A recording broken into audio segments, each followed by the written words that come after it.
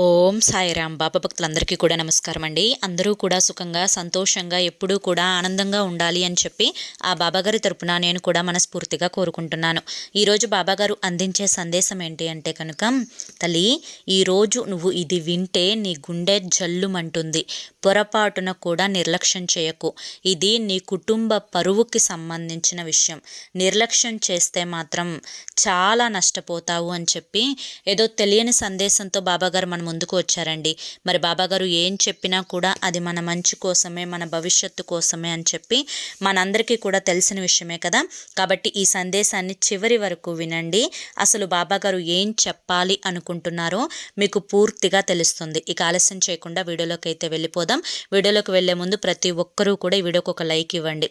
దానికంటే ముందు చాలామంది కూడా చెప్పుకోలేనటువంటి సమస్యలతోటి సతమతమైపోతూ వాటిని ఎలా తీర్చుకోవాలో తెలియక ఇబ్బంది పడిపోతూ ఉంటున్నారు. అటువంటి వారి కోసం శ్రీ షిరిడి సాయిబాబా ఆశీస్సులతో జ్యోతిష్యం చెప్పబడును గురూజీ శివరామరాజు గారు. Phone number 9959922252. మీరు ఇప్పటి వరకు ఎన్నో చోట్ల జ్యోతిష్యం చెప్పించుకొని మీరు ఆశించిన మార్పులు మీ జీవితాలలో జరగలేదని చెప్పి బాధపడి ఉంటారు. కానీ ఇక్కడ అస్సలు అలా జరగదండి. మీ సమస్యలు ఏవైతే ఉన్నాయో, ప్రేమ, పెళ్లి, ఉద్యోగం, రాజకీయం, సంతానం లేక ఇబ్బంది పడుతున్న, భార్యాభర్తల మధ్య గొడవలున్నా, అప్పుల సమస్యలున్నా, శత్రువుల సమస్యలున్నా, అవేంటో మీరు గురువుగారికి వివరించి చెప్పినట్లయితే వాటికి తగిన పూజలు చేసి గురువుగారు మీకు రోజులలోనే పరిష్కారాన్ని చూపిస్తారు. గురువుగారు చెప్పింది చెప్పినట్లు 100కు 1000% జరుగుతుంది. నమ్మకంతో స్క్రీన్ మీద కనిపిస్తున్న నెంబర్కి అయితే కాంటాక్ట్ అవ్వండి. భార్యాభర్తల మధ్య ఎటువంటి సమస్యలున్నా, మీకు సంతాన సమస్యలున్నా, భార్యాభర్తల వశీకరణ, స్త్రీ మరియు పురుషుల మధ్య వశీకరణ కూడా 100% జరపబడును. ఎటువంటి కుటుంబ సమస్యకైనా కానీ గురువు గారికి ఉన్న 50 సంవత్సరముల అనుభవంతో మీకు వెంటనే పరిష్కారాన్ని చూపిస్తారు. చివరి ప్రయత్నం అనుకుని ఒక్కసారి ఈ నెంబర్కి కాంటాక్ట్ అవ్వండి. 100% హ్యాపీగా ఉంటారు. ఇక ఆలస్యం చేయకుండా బాబాగారి యొక్క సందేశం ఏంటో ఇప్పుడు మనం తెలుసుకుందాం. తల్లి, నేను ఏది చెప్పినా కూడా అది నీ మంచి కోసమే అని చెప్పి నువ్వు నన్ను ఖచ్చితంగా నమ్మి తీరతావు. కాబట్టి నీ నమ్మకాన్ని నేను ఏ రోజు కూడా వమ్ము చేయదలుచుకోలేదు. బిడ్డ, నేను ఏమి చెప్పినా కూడా నీ మంచి కోసమే, నీ భవిష్యత్తు కోసమే. ఇప్పుడు నేను చెప్పే ఈ ఒక్క మాటతోటి నీ గుండె జల్లుమంటుంది. కానీ మనోధైర్యంతో నువ్వు వినే ప్రయత్నం చెయ్యి. తల్లి, ఈరోజు నువ్వు ఏదైతే ఇది వింటున్నావో, ఇది విన్న తరువాత వినకముందు ఏ విధంగా అయితే నీ యొక్క మానసిక స్థితి ఉందో అదే విధంగా నీ యొక్క మానసిక స్థితిని ఉంచుకునే ప్రయత్నం అయితే చెయ్యి బిడ్డ. ఎందుకంటే నువ్వు అలా ఉండగలిగితేనే నీ ఇంటి పరువుని నువ్వు కాపాడుకోగలుగుతావు. నీ యొక్క పరువు అంటే నీ యొక్క కుటుంబ పరువుతోటి సమానం. నీకు ఏదైనా కానీ మాటలో కానీ లేదంటే కనుక ప్రవర్తనలో కానీ ఎదుటివారు నీకు ఇచ్చే విలువని పట్టే నీ యొక్క పరువు అనేది ఆధారపడి ఉంటుంది. కొంతమంది ఎదుటి వారికి చాలా గౌరవాన్ని ఇచ్చి మాట్లాడతారు. మరి కొంతమంది లెక్క లేకుండా మాట్లాడతారు. ఎందుకంటే అది కుటుంబం యొక్క విలువని బట్టి ఆధారపడి ఉంటుంది. నీ యొక్క కుటుంబంలో నీ పరువుని పెంచే వాళ్ళు ఉంటే నీకు విలువ ఆటోమేటిక్గా పెరిగిపోతుంది. అలాగే నీ యొక్క కుటుంబంలో నీ యొక్క విలువని తగ్గించేవారు కనుక ఉంటే ఆటోమేటిక్గా నీ విలువ అనేది తగ్గిపోతూ ఉంటుంది. ఇదంతా ఎందుకు చెప్తున్నారు బాబా, అసలు ఏం చెప్పాలి అనుకుంటున్నారు మీరు అని చెప్పి నువ్వు అనుకుంటున్నావు కదా. అయితే ఇక్కడి నుంచే అసలు నిజం నీకు చెప్పబోతున్నాను, జాగ్రత్తగా విను. ఏంటి అంటే కనుక బిడ్డ, ఎప్పుడైనా కానీ నీ యొక్క ప్రవర్తన వల్ల నీ యొక్క కుటుంబ పరిస్థితి అనేది తలక్రిందులుగా మారే అవకాశం ఉంటుంది. ఇది నువ్వు ఒప్పుకున్నా ఒప్పుకోకపోయినా 100కి 1000% నిజం. ఇప్పుడు నేను చెప్పే ప్రతి మాట కూడా నీ మనసుకి నొప్పిని కలిగించవచ్చు. కానీ ఈ నొప్పి వెనుక ఉండే ఆంతర్యాన్ని కూడా నువ్వు గ్రహించగలిగితే నిజంగా నువ్వు సంతోషపడిపోతావు. ఎందుకంటే ఇదే అసలైన వాస్తవం కాబట్టి. ఎందుకు చెప్తున్నాను అనేది జాగ్రత్తగా విను బిడ్డ. ఎప్పుడైనా కానీ కుటుంబంలో ప్రతి ఒక్కరూ కూడా సంతోషంగా ఉండాలి అని చెప్పి కోరుకునే వారిలో మొదటి స్థానం నీదుంటుంది. ఎందుకు అంటే వారి కోసం నువ్వు ఏదైనా కానీ చేయగలుగుతావు, ఏది వదులుకోవటానికైనా సిద్ధపడతావు. అలాగే నువ్వు చూపించగలిగినంత ప్రేమను చూపిస్తూ ఇంకా నేను చూపిస్తున్నది తక్కువేమో అని చెప్పి భ్రమపడుతూ ఉంటావు. ఇలా ఎందుకు చెప్తున్నాను అంటే కనుక, ఎప్పుడైనా కానీ కుటుంబంలో ఉదాహరణకి నలుగురు, నువ్వు, నీ జీవిత భాగస్వామి, నీ 2 పిల్లలు, ఈ నలుగురిలో చూసుకున్నట్లయితే నలుగురి మనస్తత్వాలు అనేవి చాలా విభిన్నంగా ఉంటాయి. కొంతమంది అతిగా కోప్పడే వాళ్ళు ఉంటారు, కొంతమంది నిదానంగా ఎదుటి వారికి కోపాన్ని తెప్పించేవారు ఉంటారు. ఇలాగే మరికొంతమంది ఎదుటి వారి యొక్క మనస్సుతోటి ఆటలాడుకుంటూ రెచ్చగొట్టుకుంటూ వారి యొక్క సంతోషాన్ని, అంటే అదొక సైకో సంతోషాన్ని పొందుతూ ఉంటారు.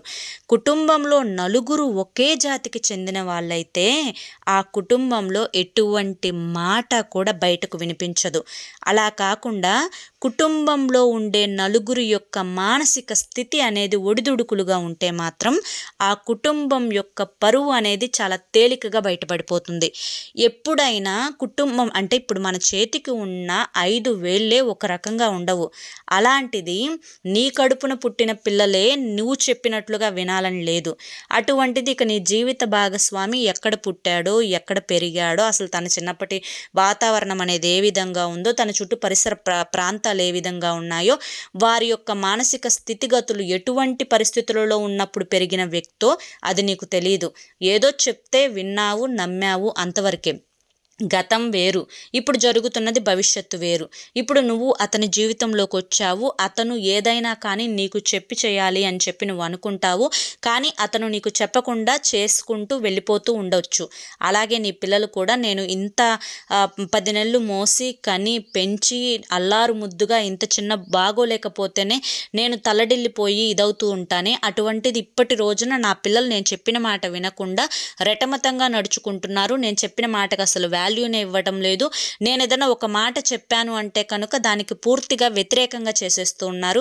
వాళ్ళకు చెప్పి నా మైండ్ దెబ్బతింటుంది తప్ప వాళ్ళు మాత్రం వాళ్ళ పరిస్థితుల్లో మాత్రం ఎటువంటి మార్పు అనేది జరగడం లేదు అని చెప్పి అనుకుంటున్న నువ్వు ఏదైతే ఉన్నావో, ఇప్పుడు నీ యొక్క మానసిక స్థితిని గురించి మాట్లాడుకుందాం.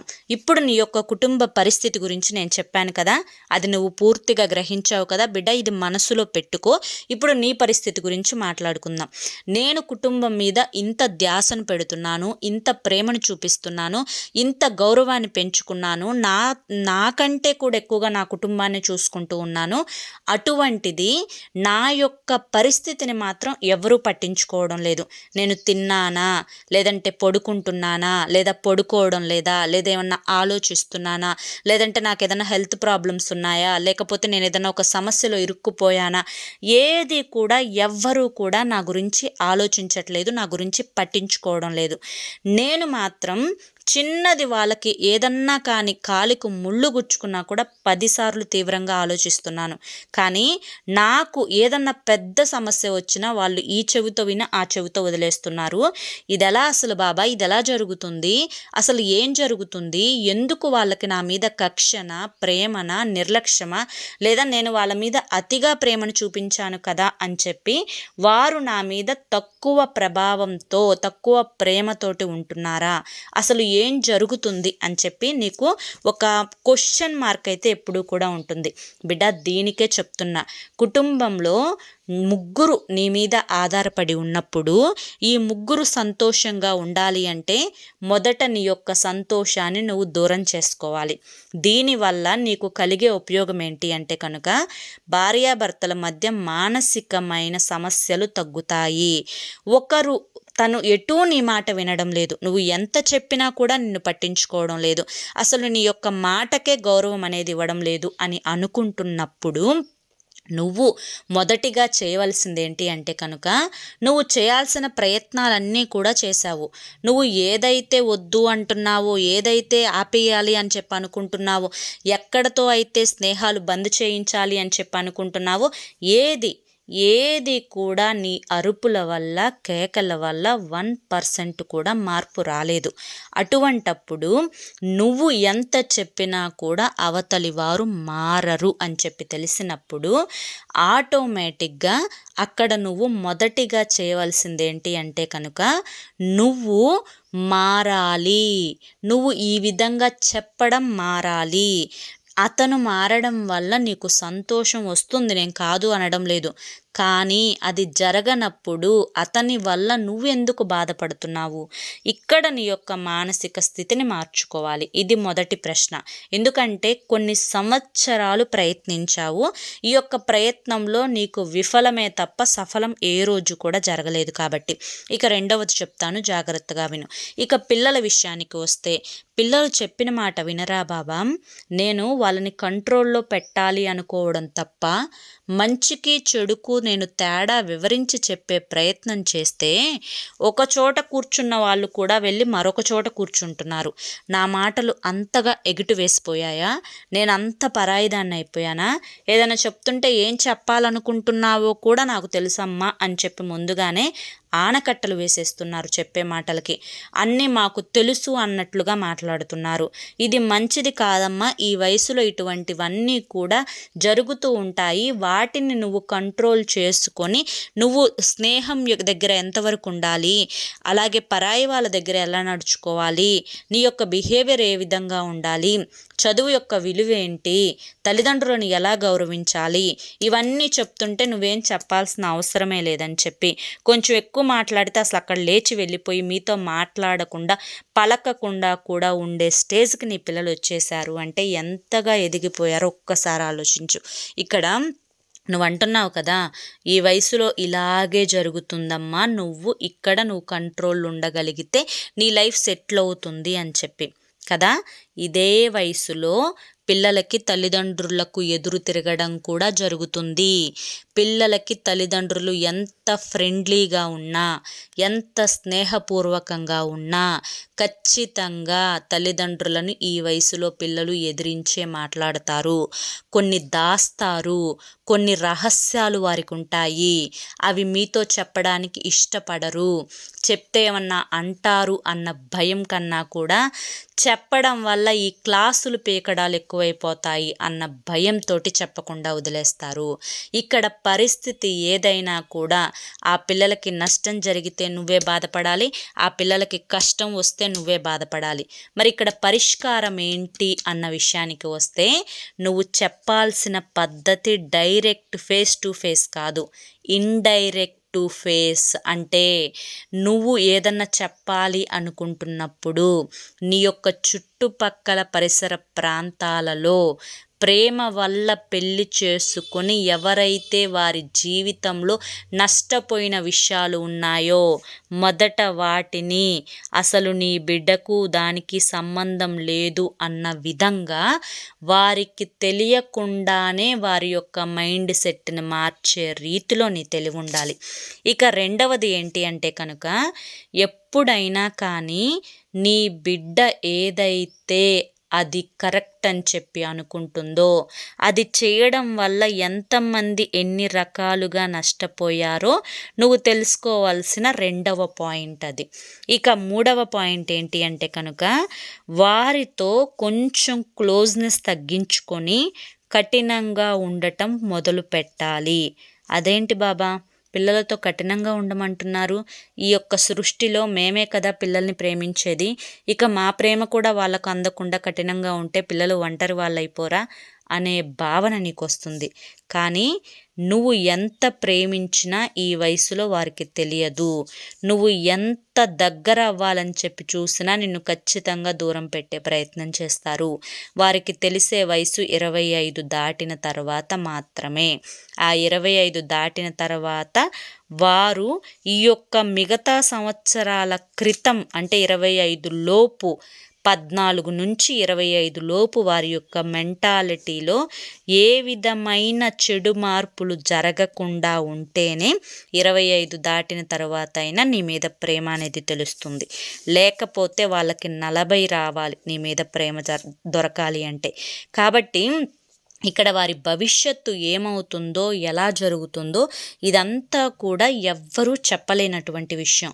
కానీ ఇక్కడ నా భక్తురాలిగా నిన్ను నియమించుకున్నాను కాబట్టి, నీ సంతోషం నాకు ముఖ్యం కాబట్టి నీ బిడ్డల భవిష్యత్తుకు నాది గ్యారంటీ. నువ్వు ఖచ్చితంగా ఇప్పుడు తెలుసుకోవాల్సిన విషయం ఏంటి అంటే కనుక ఇంటి గుట్టు బయట పెట్టకూడదు, బంధువులతో కూడా చెప్పకూడదు, ఆఖరికి రక్త సంబంధికులకు కూడా చెప్పకూడదు, మన వాళ్ళే కదా అని చెప్పి ఎవరిని కూడా నమ్మకూడదు, నీ జాగ్రత్తలో నువ్వు ఉండాలి, అలా అని చెప్పి దేనికి కూడా భయపడకూడదు, కంగారు పడకూడదు. అలాగే ముఖ్యంగా తెలుసుకోవాల్సిన విషయం ఏంటి అంటే కనుక బిడ్డ, ఎప్పుడైనా కానీ ఒక మనిషి తన విలువని తాను కాపాడుకునే క్రమంలో కొన్ని సంతోషాలను వదిలిపెట్టుకోవాల్సి వస్తుంది. నువ్వు కూడా నీ విలువని నువ్వు కాపాడుకునే క్రమంలో నువ్వు వదులుకోవలసినటువంటి సంతోషాలు ఏంటి అంటే కనుక ఖచ్చితంగా నువ్వు ఎక్స్పెక్టేషన్స్ అంటే ఆశించడం ఏదైతే ఉంటుందో, అంటే ఎదుటి వారి నుంచి ప్రేమ కానీ, ఎదుటి వారి నుంచి డబ్బు కానీ, ఎదుటి వారి నుంచి పొగడ్తలు కానీ, ఎదుటి వారి నుంచి ఇంకా ఏదైనా కానీ ఆశించడం అనేది సరైనది కాదు. ఈ ఆశించడం అనేది నీ దగ్గర ఉన్నంతకాలం నీకు తృప్తి అనేది ఉండదు, అసంతృప్తే మిగులుతుంది. నీ జీవితం నువ్వు తృప్తిగా గడపాలి అనుకుంటే ఎదుటి వాళ్ళ నుంచి ఏది కూడా కావాలి అని అనుకోకు. అర్థమైంది కదా?